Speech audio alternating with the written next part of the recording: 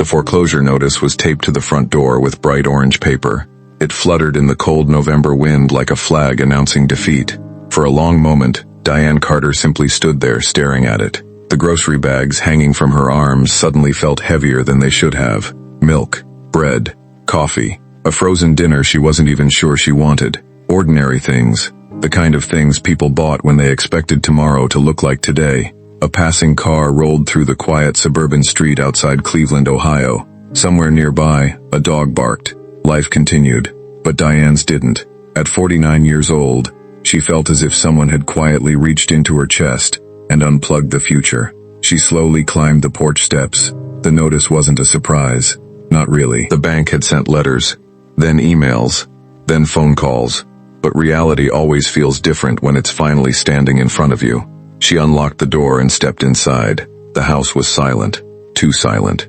3 years earlier, silence had been a luxury. Now it felt like punishment. She placed the groceries on the kitchen counter and looked around. The faded family photos. The refrigerator covered in old magnets. The scratch on the wall from when her son had crashed his bicycle indoors when he was 12. Tiny pieces of a life that no longer existed. Diane opened the refrigerator. Inside sat half a carton of eggs and a bottle of water. Nothing else. She closed it again. Then she sat at the kitchen table, the same table where she and her husband, Mark, had spent 24 years building plans. Vacations, retirement, college funds, grandchildren someday, normal dreams, the kind people assume will always be there, until they aren't. Her eyes drifted toward the empty chair across from her, Mark's chair, the chair nobody had touched since the funeral. A memory surfaced before she could stop it. 3 years earlier, the hospital room, machines humming softly, Mark looking smaller than she had ever seen him. The cancer had taken nearly everything by then. His strength, his weight, his voice, but not his smile. Never his smile. "You'll be okay," he had whispered. Diane remembered forcing herself to smile back. Both of them pretending. Both of them lying. Because neither one of them believed it. Not really. After 24 years together, she couldn't imagine life without him. Then suddenly she had to. The memory faded. The kitchen returned. Cold, empty, real. The medical bills had come first. Then the credit card debt. Then the second mortgage. Then the layoffs at the manufacturing company where she'd worked for nearly 20 years. Everything happened one piece at a time, like a slow leak, until one day there was nothing left. No savings, no husband, no job, and now no house. Diane lowered her head into her hands. For months she had been fighting, applying for jobs, selling furniture, skipping meals, making promises to herself she couldn't keep. But exhaustion had finally caught her. A single tear landed on the table, then another. Soon she was crying harder than she had cried at Mark's funeral. Not because of the house, not because of the money, because she was tired. Tired of being strong, tired of surviving, tired of waking up every morning and pretending she wasn't terrified. The phone rang suddenly. She wiped her face, ignored it. It rang again, and again. Finally she answered. "Hello?" A familiar voice responded. "Diane?" It was Emily, her daughter, 30 years old, living in Chicago. Busy career, busy life. The kind of relationship built on love but weakened by distance. "Mom, I've been trying to reach you all day." Diane forced her voice steady. "I'm fine." There was a pause, the kind that only daughters recognize. "You're not fine." Diane stared at the foreclosure notice through the front window. No words came. Emily sighed softly, then asked the question Diane had been avoiding for weeks. "Did they take the house?" The silence answered for her. Another pause followed, longer this time. Then Emily said something Diane wasn't expecting. "Come stay with me." Diane immediately shook her head. "No, Mom, no." Her voice came out sharper than intended. The idea felt unbearable. Moving into her daughter's apartment, starting over at 49, depending on someone else, admitting she had failed. "I'll figure something out," she said quietly. But even as she spoke, she wasn't sure she believed it. Outside, the wind rattled the bare branches of the trees. Winter was coming, and for the first time in her life, Diane truly had nowhere to go. Then Emily said something that made Diane's stomach tighten, something that would change everything. "Mom, there's something I haven't told you yet." Diane sat upright. "What is it?" Emily hesitated, and in that hesitation, Diane felt a strange sense of dread begin to grow. a feeling that whatever came next might be even bigger than losing the house. The line remained silent for several seconds. Then Emily finally spoke, and Diane's world shifted once again. The silence on the phone stretched so long that Diane wondered if the call had dropped. "Emily?" she asked. A shaky breath came through the speaker. Then her daughter finally spoke. "I'm pregnant." Diane blinked. For a moment, the foreclosure notice, the empty kitchen, and every bill stacked on the counter disappeared. "You're... what?" "I'm pregnant." The words landed softly, but the impact was enormous. Diane slowly lowered herself into the chair. 1,000 emotions collided inside her at once. Shock, confusion, joy, fear, and something else she couldn't immediately identify. Something painful, because beneath the excitement was a realization she couldn't ignore. Life was moving forward. Everyone else's life, not hers. Emily laughed nervously. "I wanted to tell you in person." Diane swallowed. "Why didn't you tell me sooner? I found out 2 weeks ago." "Does the father know?" Another silence. Not a good one. Diane closed her eyes. "Emily, he knows. Is he involved?" The answer came quickly. "No." Diane felt her stomach sink. She knew that tone, the same tone Emily had used as a teenager whenever she was hiding disappointment behind confidence. "What happened?" Emily sighed. "We broke up." "When?" "About a month ago." Diane leaned back slowly. So that was it. Her daughter was 30 years old, alone, pregnant, and trying desperately to sound stronger than she felt. Suddenly the situation looked very different. This wasn't Emily rescuing her mother. This was two women standing on opposite sides of separate disasters, trying to save each other. For several moments neither spoke. Finally Emily broke the silence. "Mom?" "Yeah, please come here." Diane stared around the kitchen, at the family photos, at Mark's chair, at the house she was about to lose. Everything felt like an anchor tied around her neck. "I don't know, please." The vulnerability in Emily's voice cut through her defenses. For years Diane had tried to be the parent, the protector, the one with answers, but now neither of them had answers. Maybe that was exactly why they needed each other. Still, pride is a stubborn thing, especially when you'd spent nearly 50 years believing independence is the same thing as dignity. "I don't want to be a burden." Emily laughed softly. "Mom, you're not a burden. You say that now. I mean it." Diane looked toward the front window again. The foreclosure notice moved in the wind, bright, impossible to ignore. Then Emily said something that broke whatever resistance Diane had left. "You spent 30 years taking care of me." Her voice cracked. "Let me take care of you for a little while." Diane pressed her lips together. Suddenly she couldn't speak, because no matter how hard she tried, she could hear Mark's voice. The way he always used to say the same thing. "You don't have to carry everything alone." For years she had ignored that advice. Maybe it was finally time to listen. 3 weeks later, Diane stood in the driveway watching strangers load the last of her belongings into a rented truck. The house looked smaller than she remembered, almost unfamiliar, as if it already belonged to someone else. A neighbor waved from across the street. Another offered an awkward smile. Everyone knew. Nobody knew what to say. Diane didn't blame them. She didn't know what to say either. She carried one final box to the truck. Inside were photo albums, old letters, a few Christmas ornaments. The pieces of a life that couldn't be measured by property values. The driver closed the cargo door. Metal slammed against metal. Final. Permanent. Diane turned toward the house one last time. Memories rushed forward. Birthday parties. School mornings. Arguments. Christmas dinners. The day Mark carried Emily across the front lawn after teaching her how to ride a bike. 24 years of marriage. 30 years of motherhood. An entire lifetime contained inside 4 walls. And now she was leaving. Not because she wanted to, because she had no choice. A tear slipped down her cheek. She didn't wipe it away. She simply stood there and let herself feel it. The grief, the loss, the humiliation, the exhaustion, all of it. Then she climbed into her car and drove away. Chicago greeted her with gray skies and freezing rain. The city felt enormous compared to the quiet suburb she had spent most of her adult life in. Traffic crowded every street. People rushed past carrying umbrellas. Everyone seemed to know exactly where they were going. Diane felt like she belonged nowhere. Emily's apartment sat on the 4th floor of an aging brick building. Small, clean, crowded. The moment the door opened, Emily wrapped her arms around her. For several seconds, neither woman spoke. They simply held each other, mother and daughter, both trying not to fall apart. When they finally stepped inside, Diane noticed something immediately. The apartment looked different than it had during her last visit. Boxes lined the walls.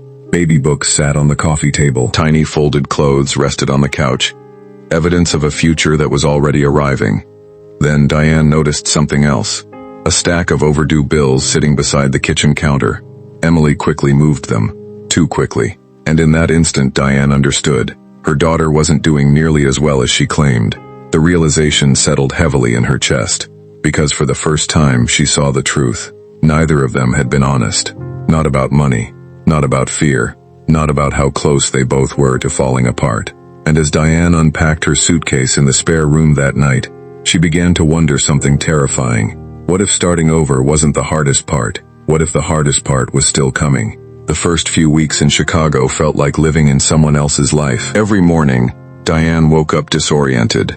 For a split second, she expected to hear Mark in the shower. Expected to walk downstairs into her own kitchen. Expected to continue a life that no longer existed.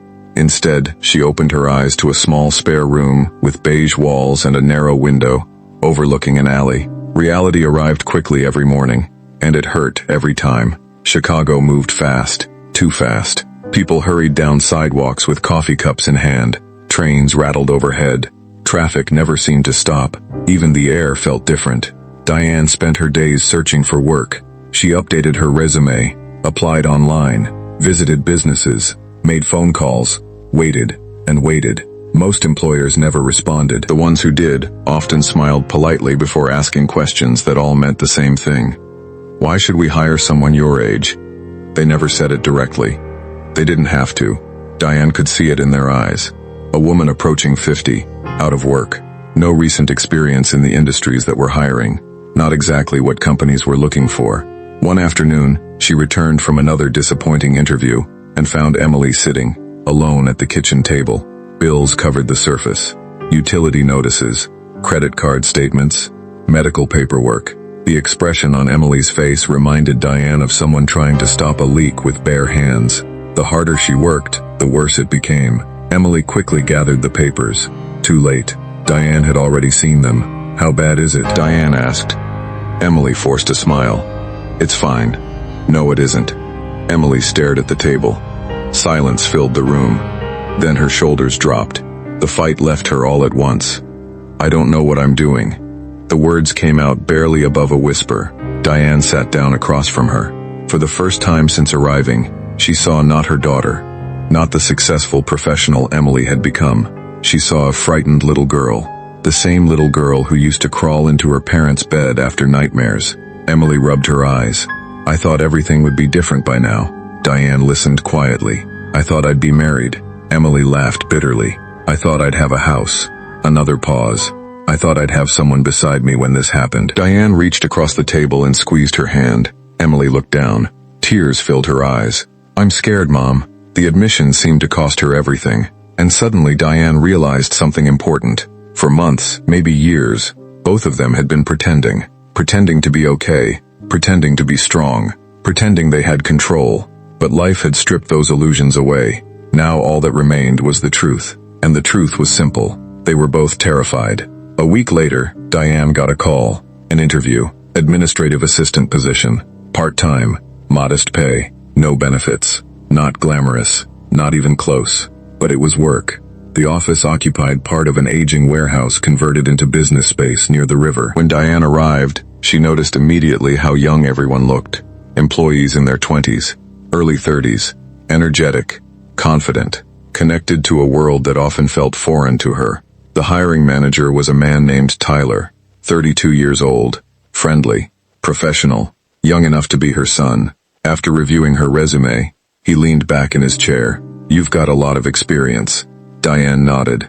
I've worked most of my life. Tyler smiled, but not in this industry. There it was. Again, the obstacle she kept encountering. Diane looked him directly in the eyes. No.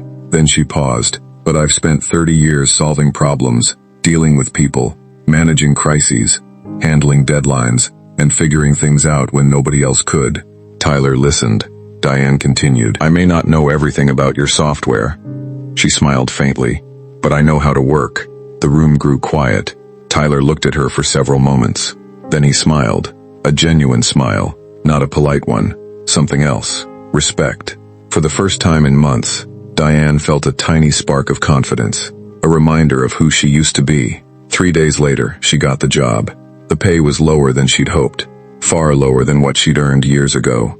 But when she hung up the phone, she cried anyway, because it wasn't about the money. It was proof that her life wasn't over. Not yet. That evening, she and Emily celebrated with takeout Chinese food. Nothing fancy. Plastic containers, paper napkins, a tiny apartment kitchen. Yet somehow it felt like the best meal either of them had eaten in months. For a little while, things felt lighter, hopeful, possible. Then the phone rang. Emily answered. At first, Diane didn't pay attention, but within seconds she noticed the change. Emily's face drained of color. The smile disappeared. Her hand began shaking. "Okay," Emily whispered. A long pause. "Thank you for telling me." Then she ended the call. The apartment became silent. Diane immediately knew something was wrong. "Emily?" Her daughter stared at the phone, not speaking, not moving. "Emily." Finally she looked up. Tears were already forming. "What happened?" Emily swallowed hard. Then she delivered the news. News that would threaten everything they had left. Everything they had just begun rebuilding. And for the second time in less than a year, Diane felt the floor disappear beneath her feet. For several seconds, Emily couldn't speak. She stared at the phone in her hand as if it had delivered a sentence instead of a message. Diane's stomach tightened. "Emily." Her daughter blinked, then finally looked up. "It was my doctor." The room felt instantly colder. Diane sat forward. "What happened?" Emily inhaled shakily. The tests came back. Diane waited. Emily's eyes filled with tears. "The pregnancy is high risk." The words landed softly, but their weight hit like concrete. Diane remained silent, not because she didn't understand, because she understood immediately. Too well. Emily wiped her eyes. "The doctor says there are complications." "What kind of complications?" "They're worried about my blood pressure." Another pause. "And some things they're seeing with the baby." Diane felt her heart sink. The joy that had entered their lives only weeks earlier suddenly seemed fragile, uncertain, like glass balanced on the edge of a table. "Can they fix it?" Diane asked. Emily shook her head. "They don't know yet." The answer was worse. Because uncertainty has a way of becoming its own kind of fear. You can't fight what you can't see. You can't prepare for what nobody can predict. The apartment remained silent except for distant traffic outside. Then Emily finally broke. Months of pressure. Months of pretending. Months of carrying everything alone.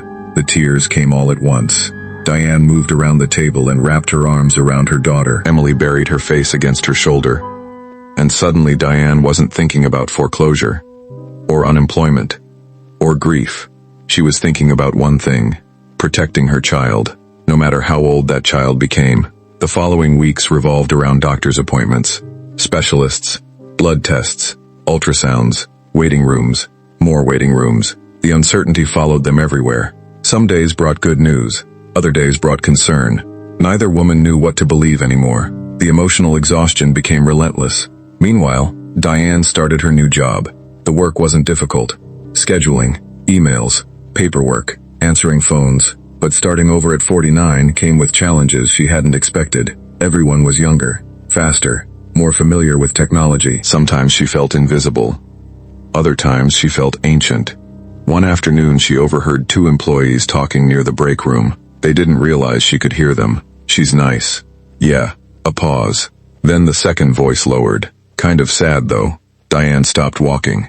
The conversation continued. "You know, losing everything at that age." A sympathetic laugh followed. "I can't even imagine." Diane quietly turned around before they saw her. The words weren't cruel. Not really. That almost made them worse.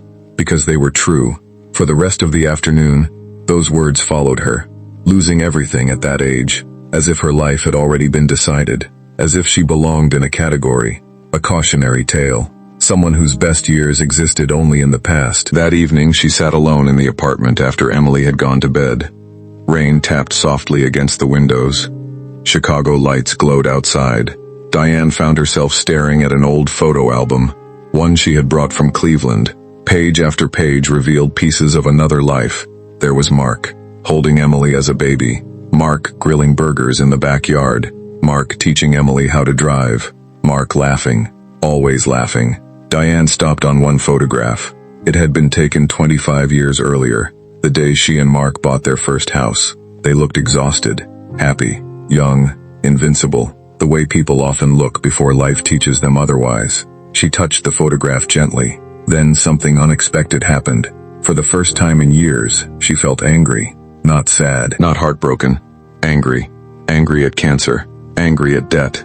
Angry at bad luck. Angry at how quickly a lifetime could unravel. She had spent years accepting everything, enduring everything, surviving everything. But sitting there alone in the dark, she realized she was tired of merely surviving. The realization startled her, because it felt different, like a small fire reigniting after nearly going out. A few days later, Tyler called her into his office. Diane immediately assumed something was wrong. Maybe she'd made a mistake. Maybe the company was cutting hours. Maybe she was about to lose another job. Instead, Tyler handed her a folder. "I want you to look at something." She opened it. Project reports, client notes, scheduling systems, operational problems. Diane frowned. "What is this?" Tyler leaned back. "You've been here 6 weeks." She nodded. "And you've already fixed 3 issues nobody else noticed." Diane looked confused. Tyler smiled. "You have experience." The word hit differently this time, not as a reminder of age, as a strength. "A lot of people here know software," Tyler said, "but they don't know people." He pointed toward the folder. "You do." For the first time in months, someone wasn't seeing what she'd lost. They were seeing what remained, and that mattered more than he probably realized. Diane left the office carrying the folder, feeling something unfamiliar. Pride. Not much. Just enough to notice. But later that afternoon her phone vibrated. A message from Emily. Only 6 words. 6 words that instantly erased every positive feeling she'd been carrying. "Mom, I'm at the hospital." Diane's heart stopped. A second message arrived. This one even shorter. "Something is wrong with the baby." Diane didn't remember grabbing her coat. She didn't remember locking the office door. She only remembered the sound of her heartbeat. Loud, violent, impossible to ignore. As she rushed out into the Chicago street, the city blurred around her. Traffic, people, sirens in the distance. None of it mattered. Her mind was locked on one thing: hospital, Emily, the baby, something wrong. Each possibility hit harder than the last. By the time she reached the bus stop, her hands were shaking so badly she could barely hold her phone. She called Emily. No answer. Again. No answer. A third time. Voicemail. Diane stood frozen on the sidewalk. Rain starting again. Cold. Thin. Relentless. "Please," she whispered to no one. Then she forced herself to move. Taxi. She needed a taxi. But none stopped. Too many people. Too much noise. Too much life happening around her while hers was collapsing again. Finally, one pulled over. She got in without thinking. "County General Hospital," she said, breathless. The driver nodded, and the car pulled into traffic. The ride felt endless. Every red light felt personal. Every delay felt like punishment. Diane stared out the window. Her reflection ghosted over the city lights. She saw a woman she barely recognized. Tired eyes. Gray strands she hadn't noticed before. A life compressed into exhaustion.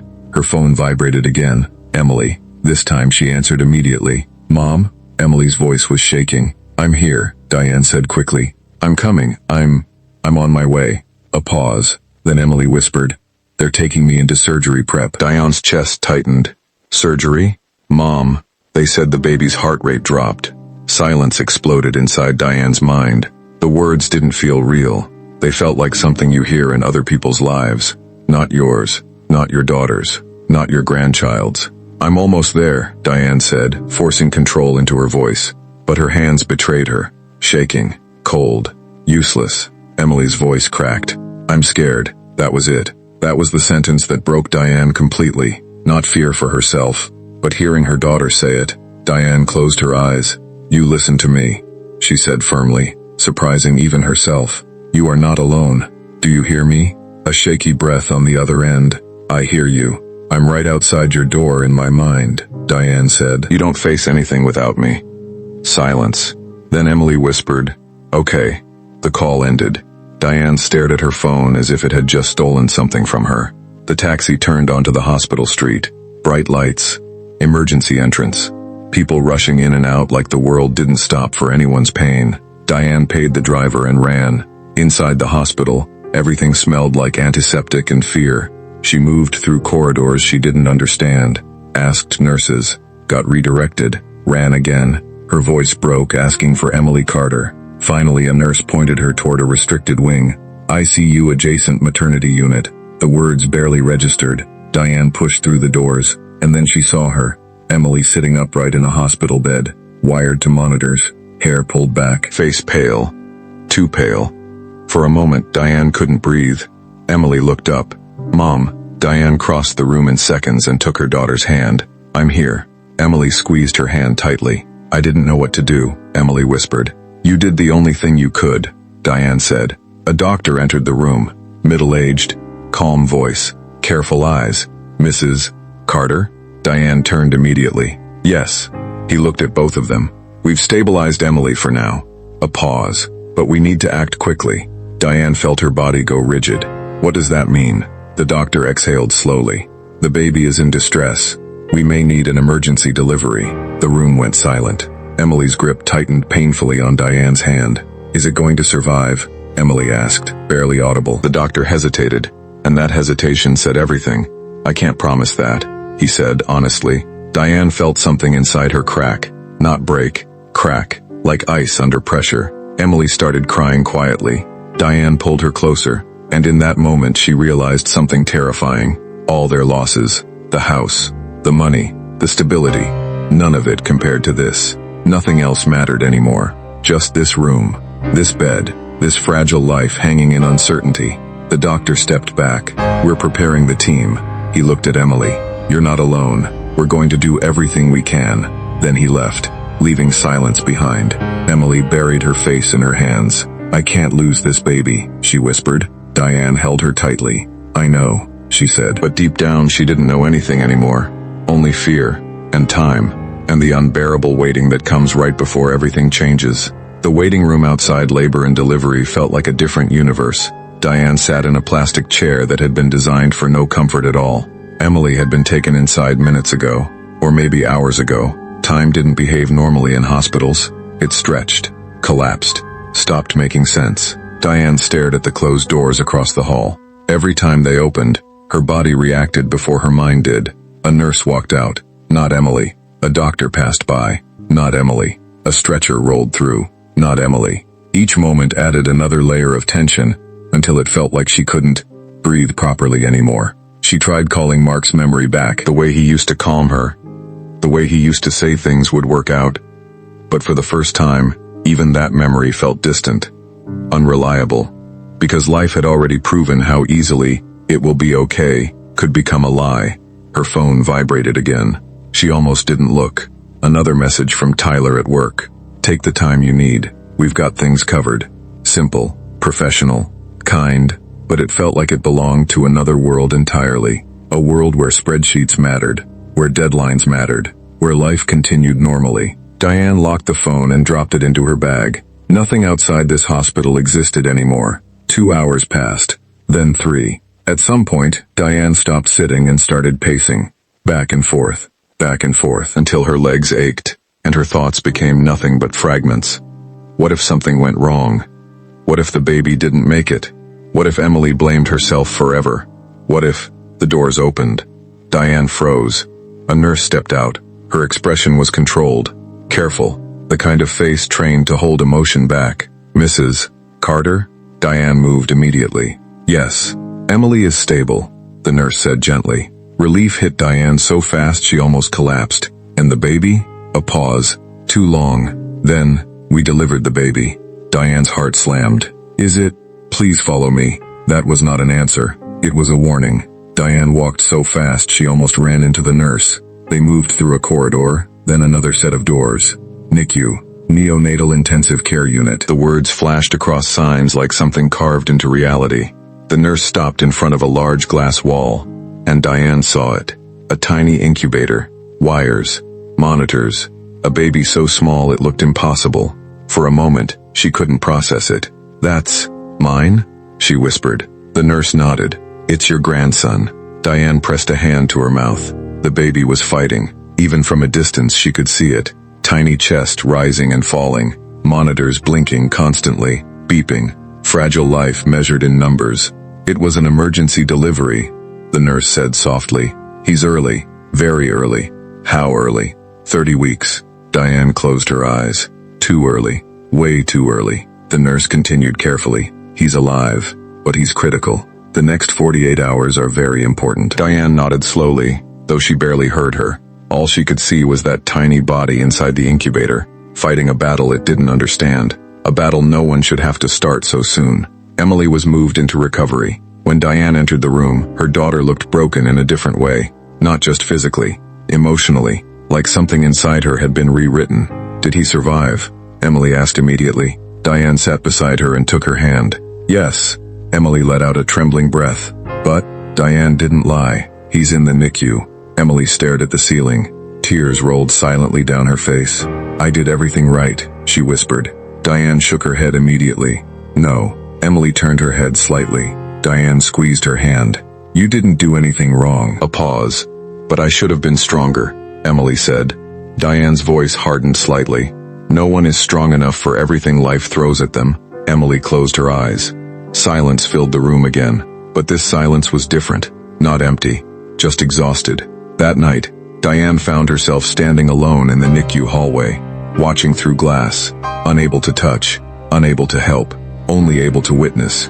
A nurse moved quietly behind her. Do you want to hold him later? She asked softly. Diane swallowed.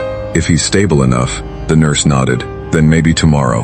Diane didn't answer, because tomorrow felt like a dangerous word. Too uncertain, too fragile. She leaned closer to the glass. The baby moved slightly. A tiny hand curled. So small, so determined, and something inside Diane shifted. Not hope. Not yet. Something earlier than hope. Something closer to instinct.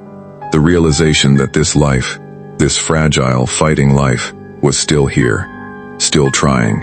And if it was trying, then so would she. Her phone buzzed again. Another message from Tyler. If you need anything longer term, just tell me. We'll work with you.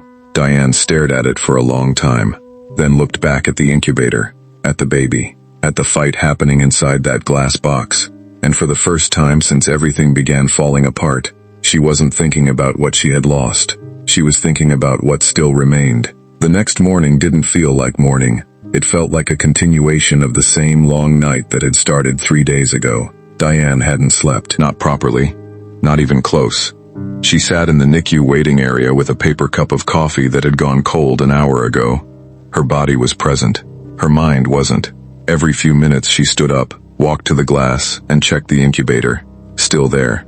Still breathing. Still fighting. That was the only update her nervous system could accept. Emily was recovering slowly in her room down the hall. Doctors allowed short visits, but her strength came in waves, sometimes present, sometimes gone. Grief and exhaustion were doing their own damage.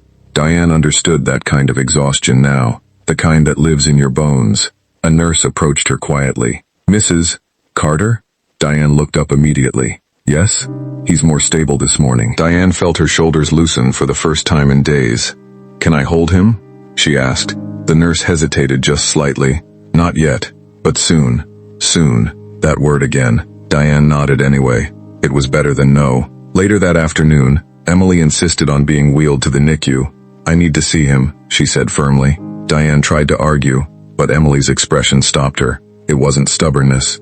It was necessity. The wheelchair rolled slowly through the hallway. Emily looked smaller than ever, not just physically, emotionally, as if the surgery had taken something deeper than blood or pain. When they reached the glass wall, Emily stopped breathing for a moment. There he was, her son, tiny, surrounded by machines, still alive. Emily pressed her hand against the glass. I'm sorry, she whispered. Diane frowned. Don't say that. But Emily didn't stop. I almost lost him. No, Diane said firmly. You didn't. Emily turned slightly, tears in her eyes. It feels like I did. Diane knelt beside her wheelchair. You are here, she said softly. He is here. That is what matters. A long silence followed. Only the rhythm of machines filled the space. Beep, beep, beep. Life continuing in numbers. Emily finally spoke again. What if he doesn't make it? Diane didn't answer immediately, because there was no safe answer, so she chose truth. I don't know, she said quietly. Emily's face crumpled. But I know this, Diane continued. Emily looked at her. Diane held her gaze. We don't leave him alone in it. That was all she had. Not hope, not certainty. Just presence. Days passed. Slowly, unevenly. The baby, named Noah, they had finally decided, began showing small signs of strength. A slightly steadier heartbeat. A tiny improvement in oxygen levels. Nothing dramatic, but enough to keep the doctors cautiously optimistic. Diane started dividing her life into two places. Emily's room, Noah's incubator, back and forth, like a pendulum refusing to stop. One afternoon, while Emily rested, Diane stood alone in the NICU again. A man approached her quietly, mid-30s, kind face. A doctor. Mrs. Carter? Yes. He glanced toward Noah. He's improving, he said. Diane exhaled. That's good. It is, he agreed. Then he hesitated. That hesitation again. Diane noticed. What is it? The doctor folded his hands. We're encouraged by his progress. But we need to prepare you for something. Diane's stomach tightened. What kind of something? He met her eyes. Premature babies often face long-term challenges, respiratory issues, developmental delays, sometimes more serious complications. Diane listened without interrupting. But he may also recover fully, he added quickly. We just don't know yet. Diane nodded slowly. So there it was again. Uncertainty. The same enemy they had been fighting since the beginning. The doctor softened his tone. I just want you to be prepared for a long road. Diane looked through the glass. At Noah. Still fighting. Still here.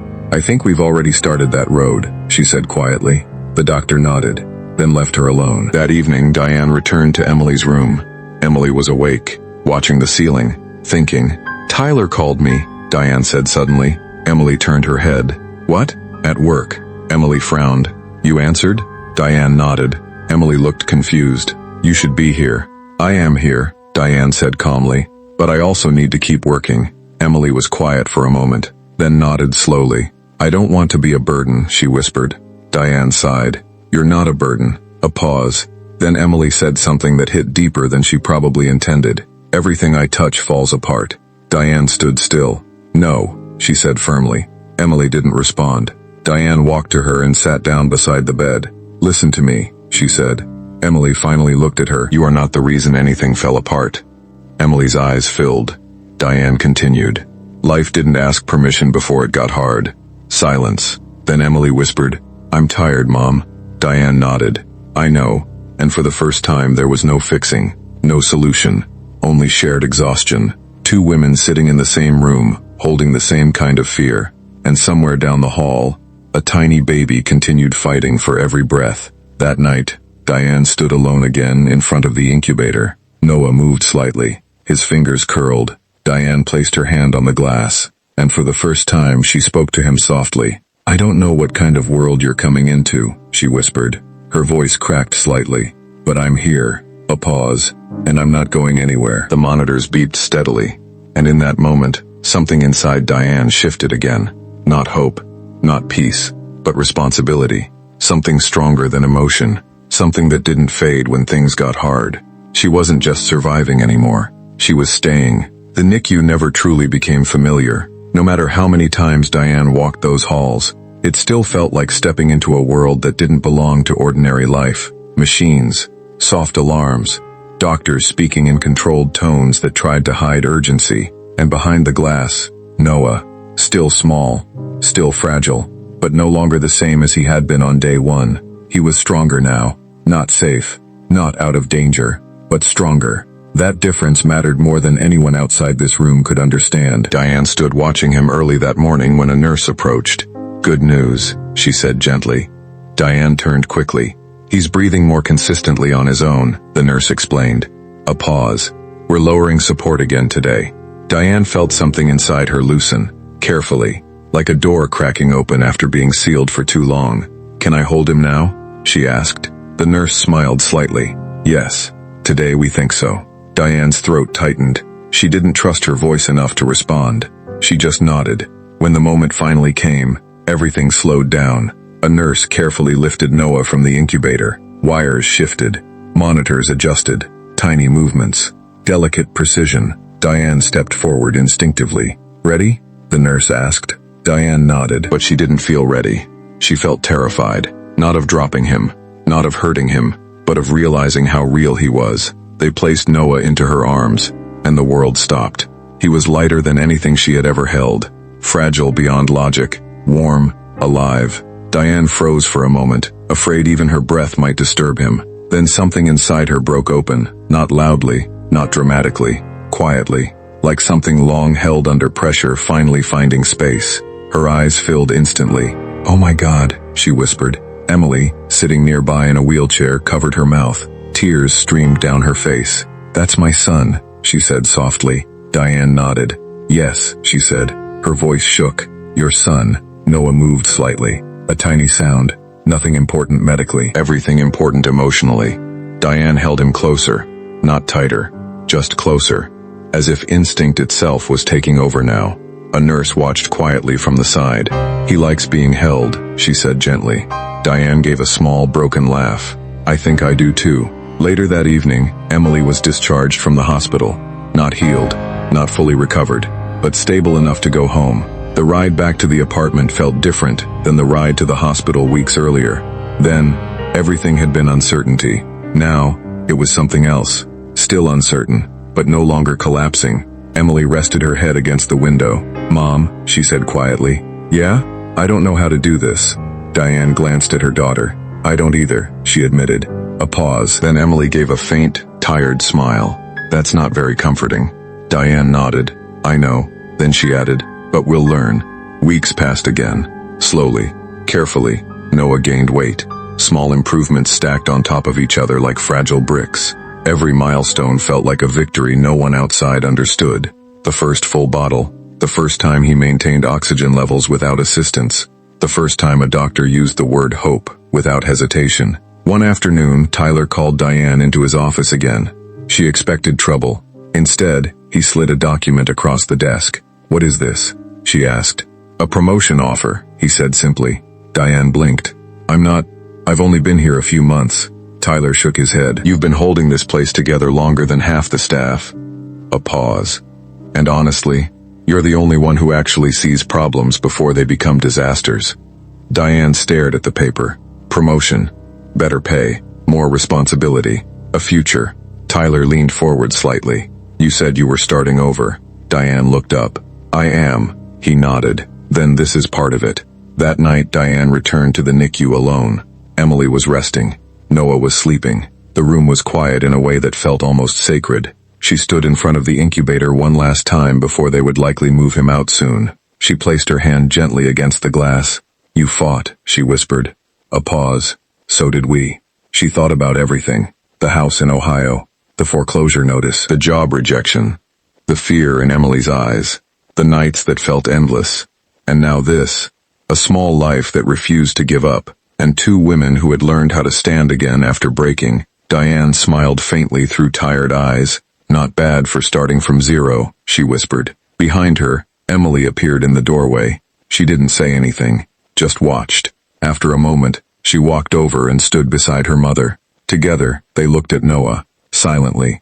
Not fixed, not perfect, but still here, still becoming. And for the first time since everything fell apart, it didn't feel like the end of their lives. It felt like the beginning of something rebuilt, not the same, but real.